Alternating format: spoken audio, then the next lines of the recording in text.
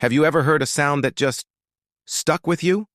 Not a song on the radio, but something more elusive, something that felt like it belonged to the very air around you. Well, I have a story like that for you today.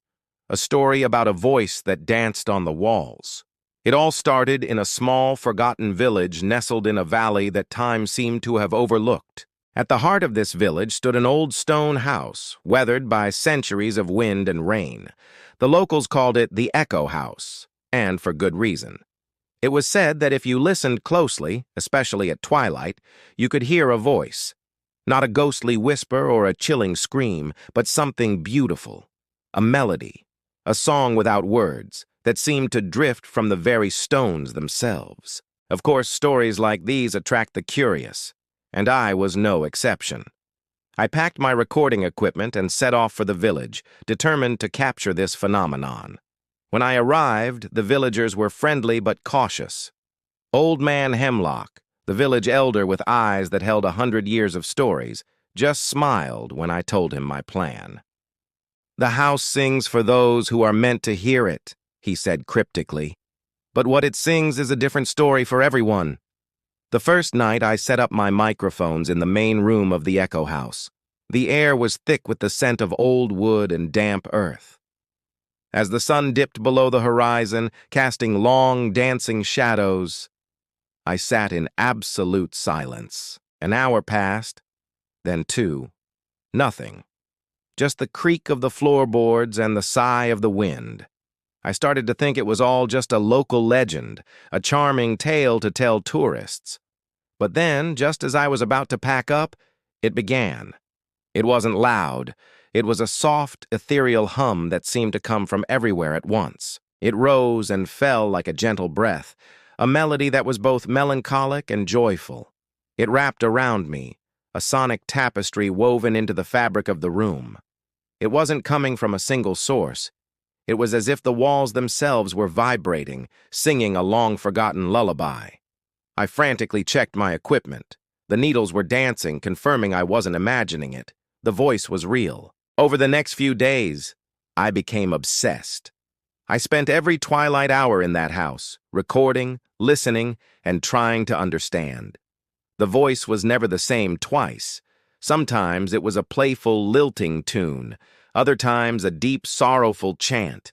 It felt ancient, filled with emotion and history. I started digging into the village archives, poring over dusty old books and faded maps, looking for a clue, anything that could explain the voice. That's when I found her name, Ilara.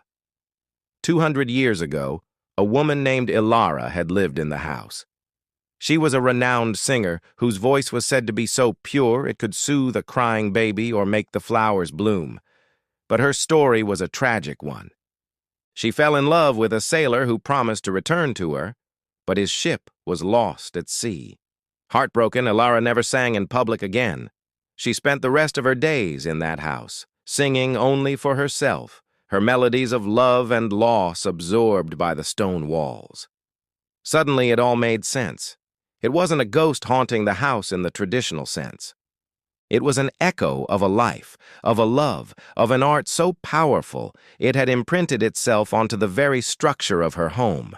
The walls had become her final audience, her eternal resonator. They had held on to her songs, preserving her voice through the centuries. I took my recordings back to Old Man Hemlock. As I played the melodies for him, a tear trickled down his weathered cheek.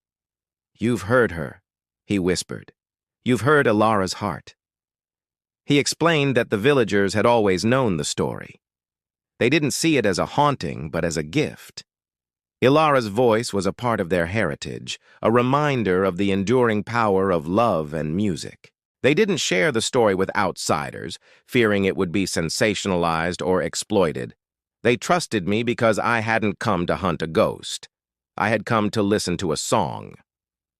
The phenomenon is known as stone tape theory in paranormal circles, the idea that inanimate objects can absorb and replay energy from past events. But standing in that house, I felt it was something more profound than a scientific theory. It was poetry. Ilara's love and her music had transcended time, becoming a permanent part of the place she called home. The voice wasn't just an echo.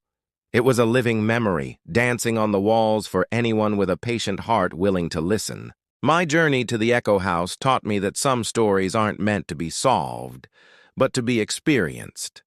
It reminded me that there is magic in the world if we just take the time to listen for it, whether it's in the rustle of leaves, the crash of waves, or a beautiful, impossible voice singing from within stone walls.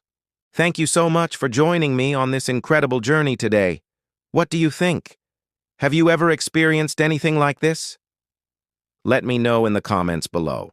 And if you enjoyed this story, please don't forget to like, subscribe, and hit that notification bell so you don't miss our next adventure. Until next time, keep listening.